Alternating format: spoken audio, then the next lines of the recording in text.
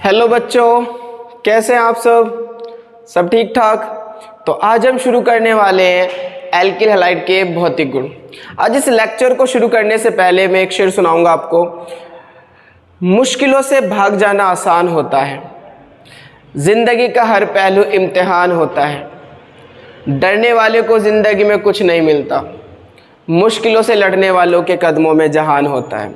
तो ध्यान रखना बेटा कि चुनौती आपके सामने आएगी ज़रूर, लेकिन आपको चुनौतियों के सामने खड़ा रहना है और कहना है yes I can do it. तो शुरू करते हैं आज का lecture, physical property of alkyl halide. Physical property के अंदर हम क्या क्या चीज़ें डिस्कस करा करते हैं। तो सबसे पहले हम डिस्कस करते हैं बेटा इसके अंदर फिजिकल स्टेट की। फिजिकल स्टेट, अब फिजिकल स्टेट क्या होती है? भौतिक अवस्था। मीन्स कि हमारे पास ये कंपाउंड द्रव अवस्था में होंगे, गैस में होंगे या ठोस अवस्था में होंगे, हम इनकी बात करते हैं। दूसरी बात करा करते हैं इनके अंदर, दूसरी बात करते हैं स्मेल एंड कलर, कि इनकी स्मेल कैसी हुआ करती है, मीठी होती है, तीखी होती है, कड़वी होती है, कैसी स्मेल होती है और इनकी गंध कैसी होती है। सॉरी, स्मेल और कलर कैसा होता है, रंग कैसा होता है। तो गंध और रंग के बारे में डिस्कस करते हैं। तीसरी चीज डिस्कस करते हैं इसके अंदर विलेयता के बारे में, सॉल्युबिलिटी के बारे में। सॉल्युबिलिटी, विलेयता कैसी हुआ करती है इनकी, किस चीज के अंदर घुलेंगे, जल के अंदर घुलेंगे या नहीं घुलेंगे, उन सब बारे में। चौथी बात करते हैं हम क्वथनांक की, बॉइलिंग पॉइंट की। बॉइलिंग पॉइंट, कि इनका बॉइलिंग पॉइंट ज़्यादा होगा या कम होगा, और किससे ज़्यादा होगा और किससे कम होगा। पांचवी बात करते हैं हम इनकी डेंसिटी की,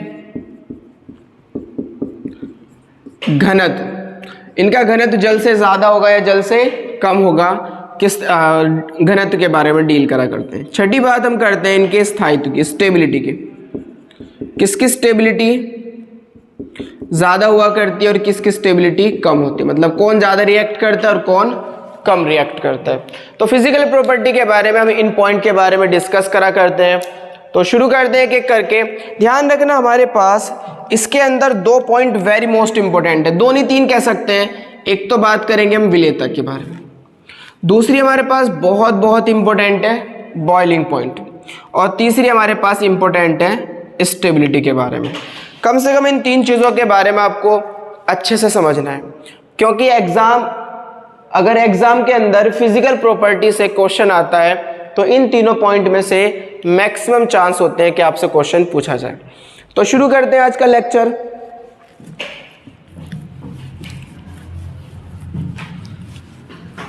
सबसे पहले हम बात करेंगे भौतिक अवस्था की।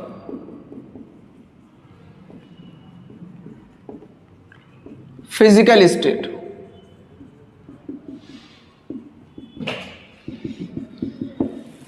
जब हम फिजिकल स्टेट की बात करते हैं तो इसके शुरू के कुछ सदस्य कमरे के ताप पर, रूम टेम्परेचर पर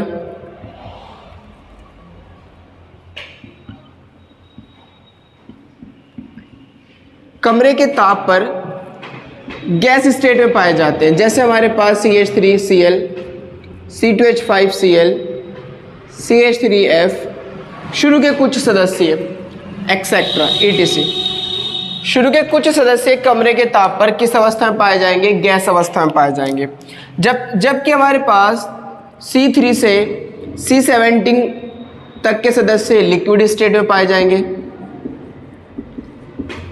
C3 से C17 तक के जो मेंबर्स होंगे इसके, वो किस स्टेट में पाए जाएंगे? लिक्विड स्टेट में पाए जाएंगे। और इससे आगे के सदस्य C18 से आगे के सदस्य हमारे पास सॉलिड स्टेट में पाए जाएंगे, ठोस अवस्था में पाए जाएंगे, ठोस अवस्था में पाए जाएंगे। यानी कि ध्यान रखना कि फिजिकल स्टेट की जब हम बात करते हैं तो शुरू के कुछ सदस्य तो गैस स्टेट में पाए जाएंगे, C3 से C17 तक के लिक्विड स्टेट में, और जबकि इससे आगे के सदस्य किस अवस्था में पाए जाते हैं? ठोस अवस्था में पाए जाते हैं। दूसरी हम बात करते हैं इनकी स्मेल एंड कलर की, मतलब गंध और रंग की। तो ध्यान रखना ये सारे सदस्य कैसे होते हैं, रंगहीन होते हैं। सारे कैसे होंगे, रंगहीन। और इनकी स्मेल कैसी होती है, मीठी स्मेल हुआ करती है। कलरलेस होंगे सब सदस्य और स्वीट स्मेल के होंगे। स्मेल कैसी होगी इनकी, स्वीट हुआ करती है। हाँ, एक बात ध्यान रखना कि हमारे पास लाइट की प्रेजेंस में ब्रोमाइड और आयोडाइड के अंदर चांस होता है कि कलर में कन्वर्ट हो जाए, क्योंकि इनके अंदर ऑक्सीडेशन होने की क्षमता ज़्यादा हुआ करती है। तो हो सकता है कि ये इनके कुछ सदस्य, ब्रोमीन और आयोडीन के कुछ सदस्य, एक दो एक्सेप्शनल केस हुआ करता है कि एक दो सदस्य हमारे पास वो किस में मिला, आपको कलर के अंदर मिले। बाकी सभी कैसे होंगे, कलरलेस होंगे और गंध कैसी होगी, स्वीट हुआ करती है, मीठी गंध हुआ करती है इन सभी तत्वों की। इसके बाद हम बात करते हैं तीसरा, सॉल्युबिलिटी की, विलेयता की।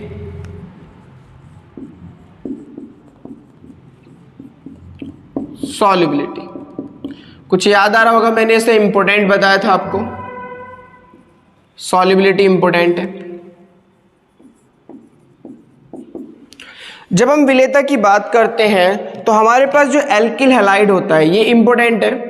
एल्किल जो हैलाइड होता है, alkyl R, halide X. Alkyl को हम क्या बोलते हैं, आर बोलते हैं, और हैलाइड को एक्स बोलते हैं। आपको पता है एक्स बराबर क्या हो सकता है, Cl Br IF। और आर की जगह याद हो मैंने क्या बताया था, एल्केन में से एक हाइड्रोजन को कम कर दो तो जो कंपाउंड्स प्राप्त होते हैं उन्हें हम एल्किल बोलते हैं। मतलब मैथिन में से एक हाइड्रोजन कम कर दो तो CH3 बचेगा, ये एल्किल होगा। एथिन में से एक हाइड्रोजन कम कर दो तो C2H5 बचेगा, ये एल्किल होगा। प्रोपेन में से एक हाइड्रोजन कम कर दो तो C3H7 बचेगा, ये एल्किल होगा। तो आर की जगह हम ये पुट कर सकते हैं। तो हमारे पास हैलोजन की इलेक्ट्रॉन नेगेटिविटी बहुत ज़्यादा होती है, जिसे हम विद्युत ऋणात्मकता बोलते हैं, वो बहुत ज़्यादा होती है।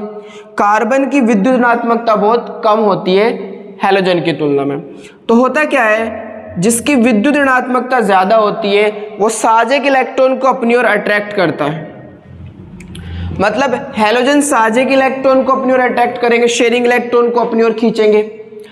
इलेक्ट्रॉन के खींचने से इस पे पार्शियली नेगेटिव आ जाएगा और इस पे पार्शियली पॉजिटिव आ जाएगा। मैंने कहा वैद्युत ऋणात्मकता क्या होती है, अगर मैं आपसे कहूँ वैद्युत ऋणात्मकता, भाई नोट्स बना लेना अच्छे से। वैद्युत ऋणात्मकता क्या होती है, electron negativity, electron negativity, tendency to attract the electron, electron को अपनी ओर खींचने की क्षमता, इलेक्ट्रॉन को अपनी ओर खींचने की क्षमता, खींचने की क्षमता, उसे हम क्या बोलते हैं, वैद्युत ऋणात्मकता कहते हैं। Tendency to attract the electron, electron को अपनी ओर खींचने की क्षमता, टेंडेंसी, उसे हम क्या बोलते हैं, वैद्युत ऋणात्मकता बोलते हैं। सबसे ज्यादा किसकी होती है, phone, Cl Br I dash dash carbon dash dash hydrogen, और हमारे पास फिर यहाँ पर कौन आती है, मेटल, धातु। धातु में जैसे सोडियम हो सकती है, lithium, magnesium, calcium etcetera. Metal आप जानते हैं। तो सबसे ज्यादा वैद्युत ऋणात्मकता जो होती है इंक्रीजिंग ऑर्डर का है, बढ़ता क्रम है, बढ़ता क्रम है, इंक्रीजिंग ऑर्डर है। तो सबसे ज्यादा जो वैद्युत ऋणात्मकता होती है दुनिया के अंदर, सबसे ज्यादा जो होती है वो किसकी होती है, फ्लोरीन की होती है। उससे कम ऑक्सीजन, उससे कम नाइट्रोजन, उससे कम क्लोरीन, उससे कम ब्रोमीन, उससे कम आयोडीन। फिर इनके बीच में कुछ एलिमेंट होते हैं जैसे फॉस्फोरस, सल्फर, कुछ एलिमेंट होते हैं उनकी ज़्यादा जरूरत नहीं पड़ती, इसलिए हमने शो नहीं किया। उससे कम हाइड्रोजन, और फिर सबसे कम किसकी हुआ करती है, मेटल की हुआ करती है। तो हैलोजन की इलेक्ट्रॉन नेगेटिविटी बहुत ज़्यादा है कार्बन की कंपैरिजन में। तो ये साजेक इलेक्ट्रॉन को अपनी ओर खींचेगा। इलेक्ट्रॉन के खींचने से क्या होता है, इलेक्ट्रॉन के ग्रहण करने से क्या होता है, माइनस चार्ज आता है, और जो इलेक्ट्रॉन को त्याग देता है उस पर कैसा चार्ज आता है, प्लस चार्ज आता है। मतलब ये क्या करेगा, ये इलेक्ट्रॉन देगा और ये इलेक्ट्रॉन को खींचेगा। इलेक्ट्रॉन खींचने से पार्शियली नेगेटिव आ जाएगा और इस पे पार्शियली पॉजिटिव आ जाएगा। नेगेटिव और पॉजिटिव आने से इसकी नेचर कैसी हो जाती है, ध्रुवीय हो जाती है। कैसी? ध्रुवीय, मतलब पोलर नेचर हो जाती है। अब सोच रहे होंगे सर इंग्लिश में क्यों पढ़ा रहे हैं, हिंदी में क्यों नहीं पढ़ा रहे? तो बेटा ध्यान रखना, ये हिंदी केवल 12th तक ही सीमित है। 12th के बाद जहां पर भी आप कोचिंग सेंटर में जाएंगे या आप किसी भी कॉलेज के अंदर जाएंगे या कुछ भी करेंगे आपको, तो वहां पर सारे लेक्चर इंग्लिश में ही चलते हैं, तो ताकि आपको वहां पर समझ में आ जाए अच्छे से, इसलिए मैं मिक्स करके पढ़ा रहा हूँ। इंग्लिश और हिंदी दोनों साथ साथ लेके चल रहा हूँ ताकि आपको अच्छे से नॉलेज हो जाए, और जहां पर भी आप 12th के बाद जाएं तो आपको ऐसा फील ना हो कि हमसे चीज़ें नहीं आती। ये बात ध्यान रखना है, इसलिए इंग्लिश भी साथ साथ आपको लेके चलनी है। मतलब जो वर्ड मैं इंग्लिश में बताता जा रहा हूँ उसको भी आपको नोट करना है, क्योंकि आपके बहुत बहुत काम आने वाली है इंग्लिश में। आप समझ भी सकते होंगे कि हर लेक्चर इंग्लिश में ही है, और बुकें भी, अच्छी बुकें भी अगर आपको पढ़नी है तो वो भी किस में है, इंग्लिश में ही है। इसलिए ध्यान रखना, इंग्लिश जरूर ध्यान देना है। तो पोलर नेचर होगा। अब हमने एक चीज़ पढ़ी थी कि भाई जो पोलर होते हैं, ध्रुवीय होते हैं, ध्रुवीय ध्रुवीय में घुलते हैं, ध्रुवीय ध्रुवीय में घुलते हैं, ध्रुवीय ध्रुवीय में घुलते हैं, और अध्रुवीय अध्रुवीय में घुलते हैं। मतलब पोलर लाइक डिसॉल्व पोलर, और non polar like dissolve non polar. ध्रुवीय ध्रुवीय में घुलेंगे और अध्रुवीय अध्रुवीय के अंदर घुलते हैं। तो इसका मतलब अगर ये पोलर है तो पोलर में घुलना चाहिए। तो अगर हम बात करते हैं H2 की, तो H2 कैसा हुआ करता है, ये भी बेटा आयनों में टूट जाता है। तो ये भी कैसे नेचर का होता है, पोलर नेचर का होता है, मतलब ध्रुवीय हुआ करता है। ये भी कैसा होता है, ध्रुवीय हुआ करता है। ये भी पोलर और ये भी पोलर। तो क्या बताओ, एल्किल हैलाइड वाटर के अंदर डिसॉल्व होना चाहिए, नहीं होना चाहिए? जी हाँ, बिल्कुल, आपका जवाब होगा कि होना चाहिए, क्योंकि ध्रुवीय ध्रुवीय में घुलते हैं और अध्रुवीय अध्रुवीय में घुलते हैं। लेकिन जब हम एल्किल हैलाइड को वाटर के अंदर डालते हैं तो ये इसके अंदर घुलते नहीं है। इसलिए इंपॉर्टेंट क्वेश्चन है। मैंने कहा जो नॉर्मल हो रहा है भाई, ध्रुवीय ध्रुवीय में घुलते हैं, ये सबने सीख लिया, सबको पता होगा। अध्रुवीय अध्रुवीय में घुलते हैं, ये भी सबको पता होगा। लेकिन ये तो नहीं पता हो कि ध्रुवीय अध्रुवीय में घुल जाते हैं, ध्रुवीय अध्रुवीय में घुल जाते हैं, और अध्रुवीय ध्रुवीय में घुल जाते हैं। ये तो सबको नहीं पता होगा ना, ये तो कमाल की बात है। यही क्वेश्चन के रूप में पूछा जाता है कि भाई एल्किल हैलाइड ध्रुवीय होने पर भी जल के अंदर नहीं घुलते हैं, क्यों? घुल जाने चाहिए थे लेकिन नहीं घुलते हैं। तो उसका रीजन क्या है, आज ध्यान रखना उसका रीजन क्या है। मैं इसे रफ कर दूं, इसे आपने नोट कर लिया होगा, नोट कर लो इसको। चलिए, तो इसका रीजन क्या होता है, हमेशा याद रखना है, क्योंकि ऑर्गेनिक के अंदर, पूरी ऑर्गेनिक के अंदर यही बात चलेगी, बस यही बात चलेगी, ध्यान रखना। इसका रीजन क्या होता है, अगर मैं बात करूं ऑर्गेनिक कंपाउंड की, ऑर्गेनिक कंपाउंड जितने भी कार्बनिक यौगिक होते हैं, सॉरी, कार्बनिक यौगिक, जितने भी कार्बनिक यौगिक होते हैं, ध्यान रखना, कार्बनिक यौगिक वो जल के अंदर, वाटर के अंदर तभी घुलते हैं, तभी घुलते हैं जब वह जल के साथ हाइड्रोजन बंध बना ले। जल के साथ क्या बना ले, हाइड्रोजन बंध बना लेते हैं, हाइड्रोजन बंध बना लेते हैं।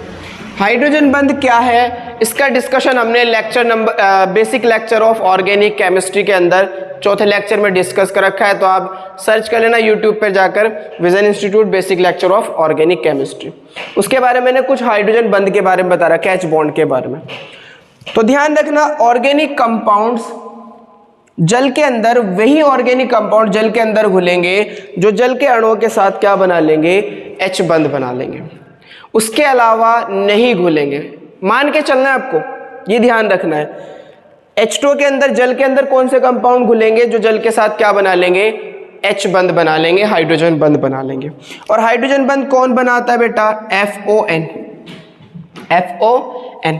जब हाइड्रोजन F से जुड़ा हो, जब हाइड्रोजन O से जुड़ा हो, जब हाइड्रोजन N से जुड़ा हो, अगर इनमें से कोई ऐसा कंपाउंड होगा तो वो जल के साथ क्या बना लेगा, हाइड्रोजन बंध बना लेगा और वो जल के अंदर घुल जाएगा। जैसे हम बात करते हैं RCl की, RCl को आपने जल के अंदर डाल दिया तो बताओ Cl है इसके अंदर, नहीं है ना, तो Cl तो जल के साथ हाइड्रोजन बंध नहीं बनाएगा, इसलिए जल के अंदर नहीं घुलेगा। मैं आपसे कहने लगूँ RBr जल के अंदर घुल जाएगा क्या, आप कहोगे Br भी हाइड्रोजन बंध नहीं बनाता तो Br भी इसके अंदर नहीं घुलेगा। आपसे कहूँ मैं अगर I तो जल में घुलेगा क्या, आप कहोगे I भी हाइड्रोजन बंध नहीं बनाता इसलिए I भी नहीं घुलेगा। आप कहोगे, यहां पर देख लेते हैं RF, आप कहोगे तो घुल जाएगा जल में क्योंकि जल के साथ नहीं भाई, F से हाइड्रोजन जुड़ा होना चाहिए, O से हाइड्रोजन जुड़ा होना चाहिए, N से हाइड्रोजन जुड़ा होना चाहिए। F तो है पर F से हाइड्रोजन जुड़ा हुआ नहीं है, समझ आई बात, F है लेकिन F से हाइड्रोजन जुड़ा हुआ नहीं है, इसलिए भी जल के साथ H बंध नहीं बनाएगा, इसलिए जल के अंदर नहीं घुलेगा। तो वे कार्बनिक कंपाउंड जल के अंदर घुलते हैं जो जल के साथ क्या बनाते हैं, हाइड्रोजन बंध बनाते हैं। ना तो RCl बनाएगा, ना RBr बनाएगा, ना RI बनाएगा। RF बना सकता था कब, जब F से हाइड्रोजन जुड़ता, लेकिन यहाँ F से हाइड्रोजन जुड़ा हुआ नहीं है इसलिए जल के साथ जल में नहीं घुलेगा। बात समझ में आ गई होगी। तो अगर मैं आपसे पूछने लगूँ बताओ विलेता, ध्रुवीय होने के बाद भी ये जल के अंदर नहीं घुलता है, क्यों? क्योंकि आप बताओगे कि हमारे पास एल्किल हैलाइड, चलो मैं लिख देता हूँ, इसे मैं रफ कर रहा हूँ, शायद अब आपके बात समझ में आ गई होगी, ये नोट कर लेना अच्छे से।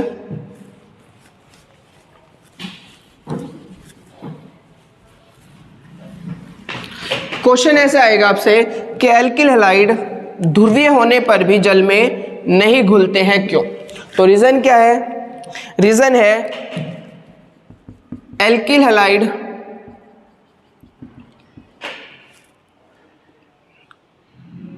ध्रुवीय होने पर भी, पूरी बात लिख लेना, ध्रुवीय होने पर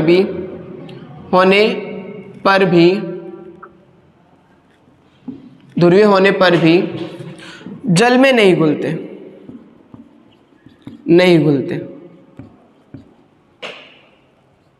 हैं। इसका कारण ये है,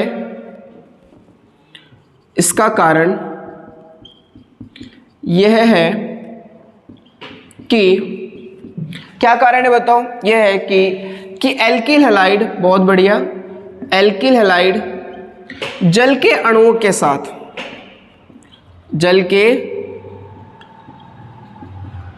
के साथ, हाइड्रोजन बंध नहीं बनाते। बिल्कुल सही जवाब, हाइड्रोजन बंध नहीं बनाते, इसलिए जल के अंदर नहीं घुलेंगे। तो पोलर होने के बाद भी ये जल में नहीं घुलते, इसका रीजन क्या है? ओनली H1, ये हाइड्रोजन बंध नहीं बनाएंगे इसलिए जल के अंदर नहीं घुलेंगे। समझ में आ गई होगी बात आपको। तो अब चौथे पॉइंट की ओर चलते हैं, इसे नोट कर लें आप जल्दी से, फिर अपने चौथे पॉइंट जो इंपॉर्टेंट है क्वथनांक, उसकी ओर चलते हैं। रफ करूं? बहुत अच्छे भाई, वीडियो को लाइक जरूर करें, इससे मोटिवेशन मिलता है।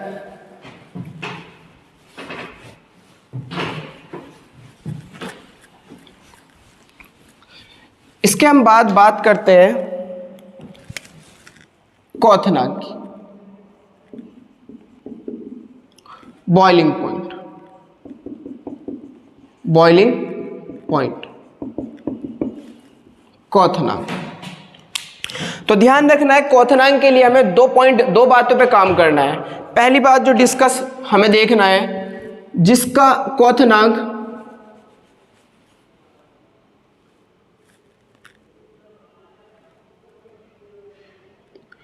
अणुभार बढ़ने के साथ क्वथनांक का मान बढ़ता जाता है।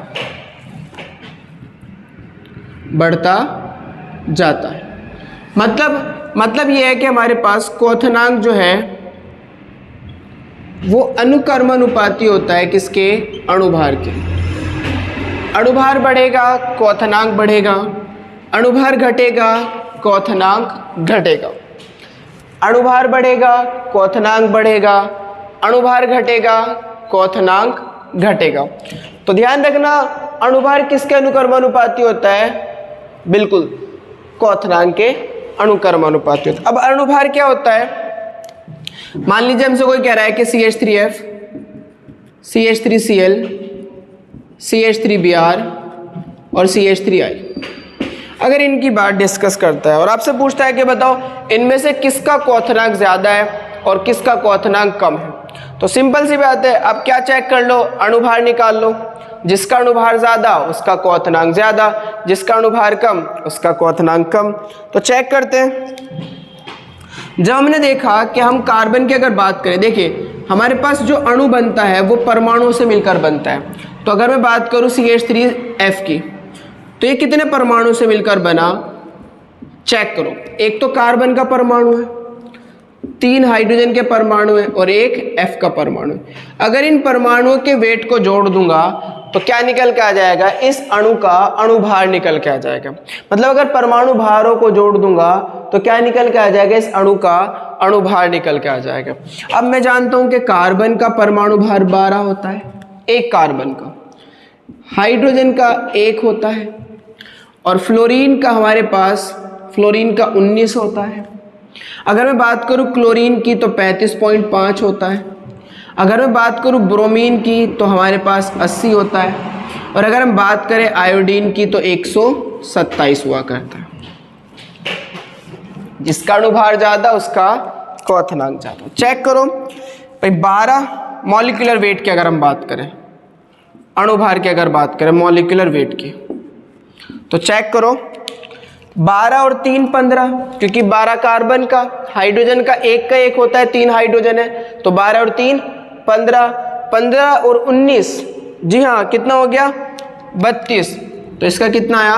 32 आया। इसकी बात करें तो 12 और 3 15, 15 और 35.5, तो कितना आया? 50.5। इसकी बात करो तो 12 और 3 15, 15 और 80 कितना आया? 95। इसकी बात करें तो 12 और 3 15 और 127 142। अणुभार जिसका ज़्यादा क्वथनांक उसका ज़्यादा। तो किसका अणुभार ज़्यादा दिख रहा है आपको? हाँ, CH3I का। किससे ज़्यादा होगा? CH3Br से। CH3Br का किससे ज़्यादा होगा? CH3Cl से। और CH3Cl का किससे ज़्यादा होगा? CH3F से। कुछ बात समझ में आ रही है? आ रही है बात समझ में? बिल्कुल सही जवाब। इसका मतलब हमने क्या देखा बेटा? आपने देखा कि अणुभार बढ़ा कब? जब I का साइज बहुत बड़ा था, Br का साइज थोड़ा छोटा था, Cl का और छोटा था और F का और छोटा था। साइज बड़ा हुआ, ज़्यादा सरफेस एरिया घेरेगा, एरिया ज़्यादा घेरेगा। साइज छोटा है तो एरिया कम घेरेगा। समझ में नहीं आ रही बात? मैं समझा देता हूँ आपको। देखिए, एक छोटा सा कंटेनर है, इसके अंदर आपने पानी लिया, और एक बड़ा कंटेनर है, इसके अंदर आपने पानी लिया। मान लो ये H2 है और यहाँ भी H2। आप इसे गर्म कर रहे हो, इसे भी गर्म कर रहे हो। आप मुझे बताओ कौन जल्दी से गर्म हो जाएगा और कौन देर से गर्म होगा?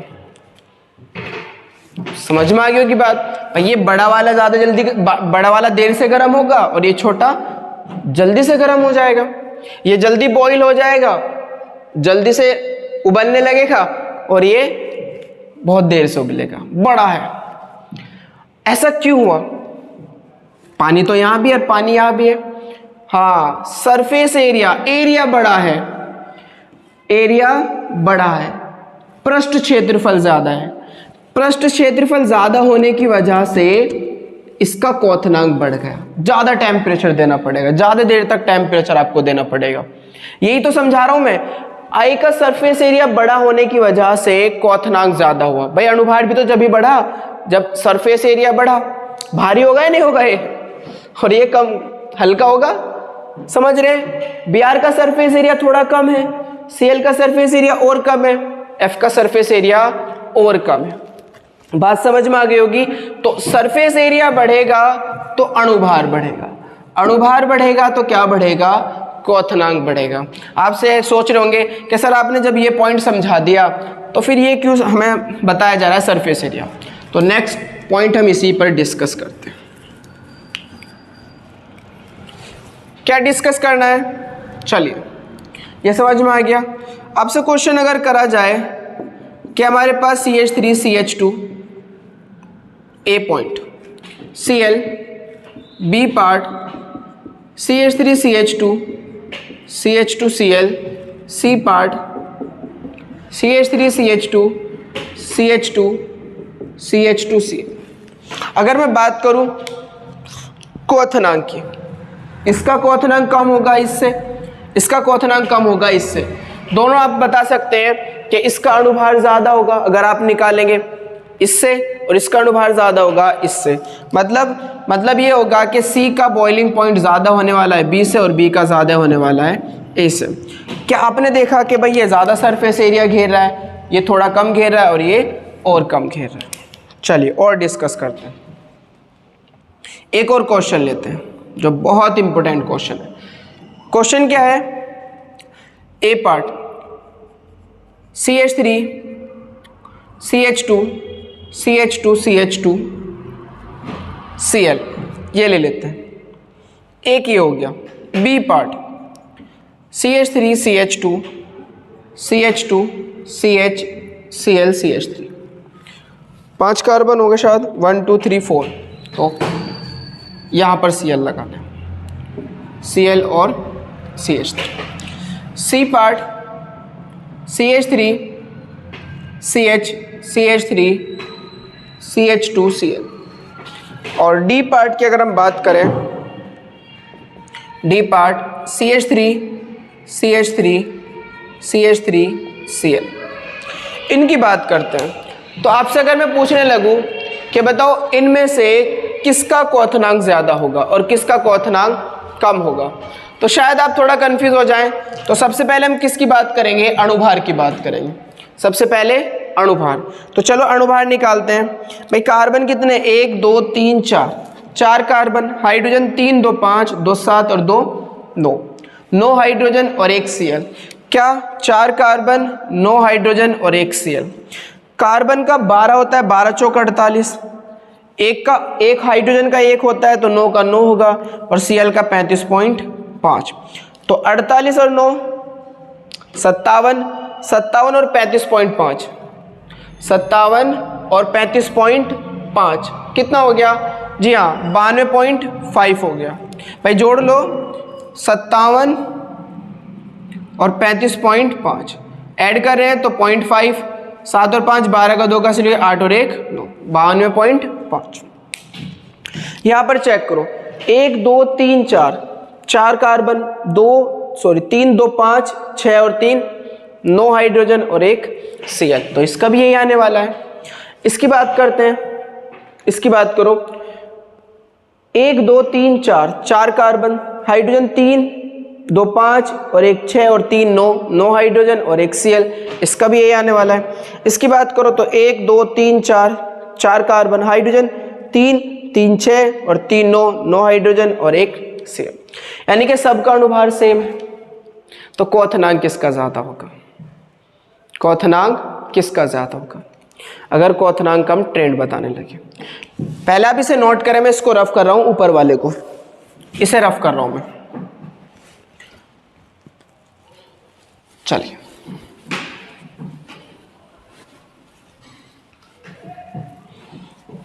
बताओ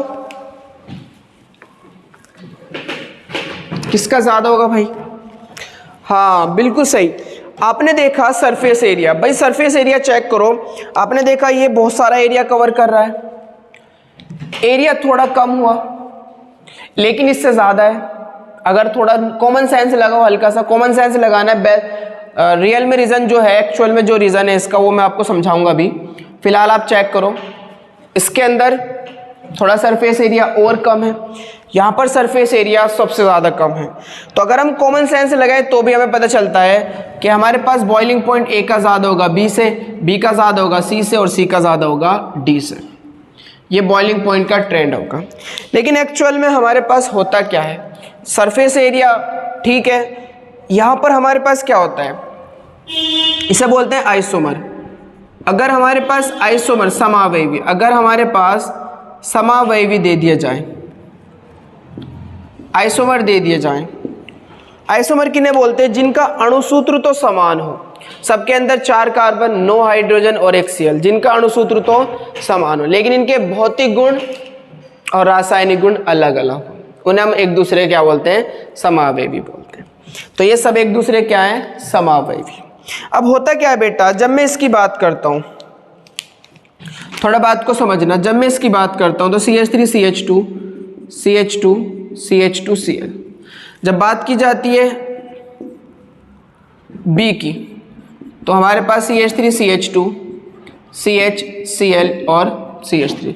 जब बात की जाती है C की तो CH3CH CH3 CH2Cl, और जब बात की जाती है D की तो CH3 CH3 CH3Cl।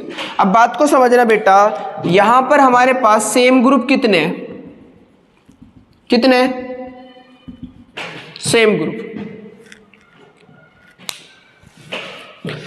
समान ग्रुप के बीच क्या होता है, प्रतिकर्षण होता है। क्या होता है, प्रतिकर्षण। यहां भी हो रहा होगा। प्रतिकर्षण जितना ज्यादा होगा बॉन्ड उतना ही कमजोर होगा। ध्यान रखना, प्रतिकर्षण जितना ज्यादा होगा बॉन्ड उतना ही कमजोर होगा। मान लीजिए भाई एक चीज को आप बहुत तेजी से खींचने लगे, बहुत ज्यादा खींच रहे हो, तो अगर किसी ने हल्की सी एनर्जी दे दी वो एकदम कट जाएगा, कमजोर हो गया ना, वो एकदम से क्या हो जाएगा, कट जाएगा। तो प्रतिकर्षण जितना ज्यादा बॉन्ड उतने क्या हो जाएगा, कमजोर, तोड़ना आसान होगा। तोड़ना क्या होगा, आसान होगा, यानी कि कम एनर्जी पर ये टूट जाएगा।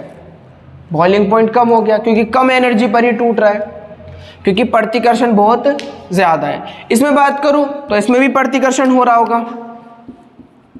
प्रतिकर्षण हो रहा होगा, क्योंकि सेम ग्रुप के बीच क्या होता है, प्रतिकर्षण होता है। जबकि जब मैं यहां पर बात करता हूं तो एक भी ऐसा सेम ग्रुप नहीं है, एक भी ऐसा सेम ग्रुप नहीं है इसके अंदर जिससे इसमें क्या हो रहा हो, प्रतिकर्षण हो रहा हो। तो सबसे ज्यादा प्रतिकर्षण कहां हो रहा है, जिसके अंदर सबसे ज्यादा ब्रांच आ रही है, साइड चेन आ रही है। क्या आ रही है, साइड चेन, पार्श्व श्रृंखला, पार्श्व श्रृंखला। जिसके अंदर साइड चेन जितनी ज्यादा हो रही है उसके अंदर रिपल्शन उतने ज्यादा। भाई इसमें 2 साइड चेन है, इसमें 1 साइड चेन है, तो साइड चेन बढ़ गई, तो साइड चेन बढ़ने से क्या बढ़ गया, प्रतिकर्षण बढ़ गया। प्रतिकर्षण बढ़ेगा तो बॉन्ड को ब्रेक करना आसान हो जाएगा, इसलिए बॉइलिंग पॉइंट कम हो जाता है। इसमें प्रतिकर्षण थोड़ा कम है इसके अकॉर्डिंग, इसमें प्रतिकर्षण और भी कम हो गया इसके अकॉर्डिंग, और इसमें जरा सा भी प्रतिकर्षण नहीं है क्योंकि इसके अंदर कोई भी ऐसा समूह नहीं है जो इसमें क्या लगा रहा हो, प्रतिकर्षण लगा रहा हो। इसका मतलब जो एक नॉर्मल चेन होती है, इसे मैं नॉर्मल चेन बोलता हूं। याद हो मैंने आपसे बताया था ये वाली चीज जो होती है वो आइसो चेन कहलाती है, इसे हम आइसो चेन बोलते हैं। Cl एक ऐसे कार्बन जुड़ा है जो 3 अदर कार्बन से जुड़ता है, तो इसे हम नियो चेन बोल सकते हैं या टर्ट चेन बोल सकते हैं। नियो चेन या टर्ट चेन, थोड़ा घना सा हो गया लेकिन आपको समझ में आ रहा होगा। इसे नियो चेन या फिर टर्ट चेन बोलते हैं। इसकी अगर मैं बात करूं इसकी, तो देखो सेकेंडरी कार्बन है, एक ऐसा कार्बन 2 अदर कार्बन जुड़ रहा हो, तो सेकेंडरी कार्बन को शॉर्ट फॉर्म में सेक बोलते हैं, तो सेक चेन, सेक चेन। तो इसका मतलब जब हम आइसोमर की बात करेंगे तो आइसोमर के अंदर, ये आपने नोट कर लिया होगा क्वेश्चन, इसे क्वेश्चन को रफ कर रहा हूं मैं। जब हम आइसोमर की बात करते हैं तो आइसोमर के अंदर बॉइलिंग पॉइंट सबसे ज्यादा किसका होगा, सबसे ज्यादा बॉइलिंग पॉइंट होगा, बिल्कुल सही, नॉर्मल चेन का। अगर कहीं पर नॉर्मल चेन है तो उसका बॉइलिंग पॉइंट सबसे ज्यादा होगा। किससे ज्यादा होगा बताओ, सेक चेन से, सेक चेन, सेक चेन का किससे ज्यादा होगा, बिल्कुल आइसो चेन से, आइसो चेन, और आइसो का ज्यादा होगा नियो चेन या टर्ट चेन से। बात समझ में आ गई होगी, रीजन आपको पता चल गया होगा, क्योंकि side chain, number of branch change, number of branch chain increase, boiling point क्या हो जाएगा, बॉइलिंग पॉइंट क्या हो जाएगा, डिक्रीज हो जाएगा। ब्रांच साइड चेन की संख्या बढ़ने से बॉइलिंग पॉइंट क्या होता है, घटता है। ब्रांच चेन बढ़ेगी, साइड चेन बढ़ेगी, तो बॉइलिंग पॉइंट क्या हो जाएगा, डिक्रीज हो जाएगा। तो सबसे ज्यादा साइड चेन नियो में होती है, उसके बाद आइसो में होती है, ये सेकेंडरी है, और इसमें तो एक भी नहीं होती। तो बॉइलिंग पॉइंट ज्यादा किसका होगा, नॉर्मल चेन का ज्यादा होगा, सेक का ज्यादा होगा आइसो से, और आइसो का ज्यादा होगा नियो से। बात समझ में आ गई होगी बॉइलिंग पॉइंट का ट्रेंड। तो बॉइलिंग पॉइंट के अंदर हम पहले तो देखेंगे मॉलिक्यूलर वेट, जिसका मॉलिक्यूलर वेट ज्यादा उसका बॉइलिंग पॉइंट ज्यादा, जिसका मॉलिक्यूलर वेट कम उसका बॉइलिंग पॉइंट कम। लेकिन अगर हम आइसोमर की बात करते हैं, या अगर हम बात करते हैं कि जिसका अणुभार सेम हो, मॉलिक्यूलर वेट सेम हो, तो उसके अंदर हम बॉइलिंग पॉइंट कैसे डील करते हैं, चेन के अकॉर्डिंग। नॉर्मल चेन का ज़्यादा होगा सेक से, सेक का ज़्यादा होगा आइसो से, और आइसो का ज़्यादा होगा नियो से। या फिर आप उसके अंदर चेक करेंगे सरफेस एरिया। नोट करें इसको, फिर आगे पॉइंट की डिस्कस करते हैं। आई होप कि आपको ये चीज़ समझ में आ गई होगी। साथ साथ नोट्स बनाते रहना।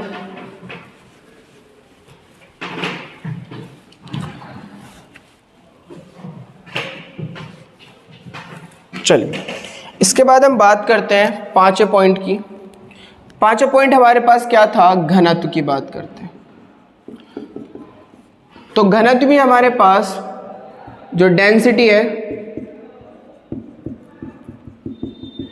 वो भी प्रोपोर्शनल हुआ करती है मॉलिक्यूलर वेट के, अणुभार के। जी हाँ, डेंसिटी भी किसके अनुक्रमानुपाती है, अणुभार के। अणुभार जिसका ज्यादा उसकी डेंसिटी ज्यादा, अणुभार जिसका कम उसकी डेंसिटी कम। मतलब अगर बात करें CH3F की, CH3Cl की, CH3Br की और CH3I की, तो अगर इनकी बात की जाए तो बिल्कुल मॉलिक्यूलर वेट ज़्यादा इसका होगा, इसलिए घनत्व भी ज़्यादा इसका होगा, और सबसे कम घनत्व किसका होगा, फ्लोरीन का होगा। हम सब जानते हैं जो जल का घनत्व होता है, H2O का जो घनत्व होता है, डेंसिटी होती है, वो 1 ग्राम प्रति ml हुआ करती है। तो ध्यान रखना जो हमारे पास CH3I की जो डेंसिटी होगी वो 1 से तो ज़्यादा होगी। CH3I की बात कर लें और CH3Br की, CH3Br और CH3I की डेंसिटी क्या होती है, 1 से ज़्यादा होती है। और इन दोनों में भी ज़्यादा किसकी होगी, I वाले की ज़्यादा होगी। जबकि CH3F और CH3Cl की डेंसिटी 1 से कम होती है। इनमें भी अगर हम बात करें तो F की कम होगी, Cl की ज़्यादा होगी, लेकिन 1 से क्या होगी, कम होगी। ये बात ध्यान रखेंगे आप लोग। तो डेंसिटी भी मॉलिक्यूलर वेट के क्या होती है, अनुक्रमानुपाती है, प्रोपोर्शनल हुआ करती है। अणुभार बढ़ेगा, मॉलिक्यूलर वेट बढ़ेगा, तो डेंसिटी क्या हो जाएगी, इंक्रीज हो जाएगी, बढ़ जाएगी। बात समझ में आ गई होगी।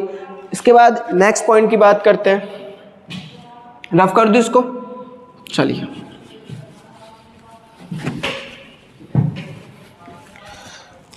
छठा पॉइंट हमारे पास था स्थायित्व, स्टेबिलिटी। जब हम स्थायित्व की बात करते हैं, हमने बात की CH3F की, हमने बात की CH3Cl, CH3Br और CH3I। तो अभी हमने देखा था I का साइज बहुत लार्ज था। अगर ये कार्बन है तो इस तरह से बॉन्ड बनेगा। दूसरा Br का साइज थोड़ा स्मॉल होगा। अगर ये कार्बन है तो इतना बनेगा। अगर हम बात करें Cl की, तो अगर ये कार्बन है तो इतना बनेगा, और अगर हम बात करें F की तो ये कार्बन है, इतना बनेगा। मतलब ये होता है कि हमारे पास साइज बड़ा होने की वजह से I का, तो बॉन्ड लेंथ बहुत बड़ी हो जाती है। बॉन्ड लेंथ क्या हो जाती है, बॉन्ड लेंथ, बंध दूरी, जो बंध दूरी होगी वो बहुत बड़ी हो जाती है। बड़े बॉन्ड को तोड़ना आसान होता है, बड़े बंध को तोड़ना क्या होता है, आसान होता है। जबकि छोटे बंध को तोड़ना,